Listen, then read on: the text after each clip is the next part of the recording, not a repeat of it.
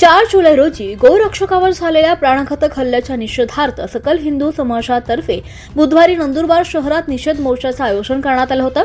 मात्र जिल्हा प्रशासनाने मोर्चाला परवानगी नाकारल्यानं हा मोर्चा निघू शकला नाही.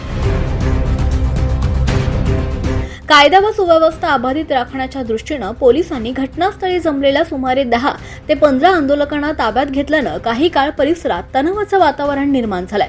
मोर्चासाठी सकाळी 9 वाजल्यापासून मोठा मारुती मंदिर परिसरात रिमझिम पावसात नागरिक मोठ्या संख्येने जमा होऊ लागले होते. दरम्यान प्रशासनानं मोर्चास परवानगी नसल्याची माहिती आंदोलकांना दिली.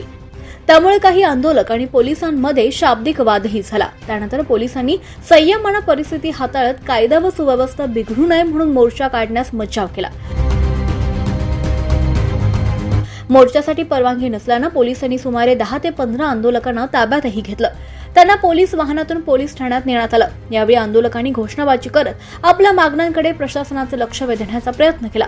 कोणताही अनुचित प्रकार घडू नये यासाठी मोठा मारुती मंदिर परिसरासह शहरातील संवेदनशील भागात मोठ्या प्रमाणावर पोलीस बंदोबस्त तैनात करण्यात आला होता. पोलीस अधीक्षक अश्विनी सानप आणि अप्पर पोलीस अधीक्षक आशिष कांबळे यांच्या मार्गदर्शनाखाली पोलीस उपअधीक्षक गुलाबराव पाटील, स्थानिक गुन्हे शाखेचे पोलीस निरीक्षक हेमंत पाटील, शहर पोलीस ठाण्याचे पोलीस निरीक्षक संदीप पाटील यांच्यासह अधिकारी कर्मचाऱ्यांनी चोख बंदोबस्त ठेवून परिस्थिती नियंत्रणात ठेवली.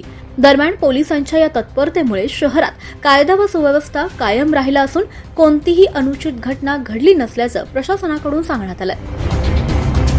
या मोर्चाला जिल्हा पोलीस प्रशासनानं आम्ही परमिशन नाकारली होती. तरी देखील काही आंदोलनकर्ते मोर्चेकरी जमा झाले होते. त्यांना आम्ही 10 ते 15 लोकांना ताब्यात घेतलेलं आहे. जिल्हा पोलीस प्रशासनाच्या वतीने सगळ्यांना आवाहन करण्यात येते, कोणीही कुठल्याही प्रकारच्या अफवांवर विश्वास ठेवू नये. सध्या जे विना परवाना मोर्चासाठी जमले होते त्यांना आम्ही ताब्यात घेतले आहे. सगळी शांतता आहे, कोणीही अफवांवर विश्वास ठेवू नये असं आम्ही नंदुरबार पोलीस प्रशासनाच्या वतीने सगळ्यांना विनंती करतो. 24 लाईव्ह महाराष्ट्र न्यूज साठी योगेश पवार, नंदुरबार.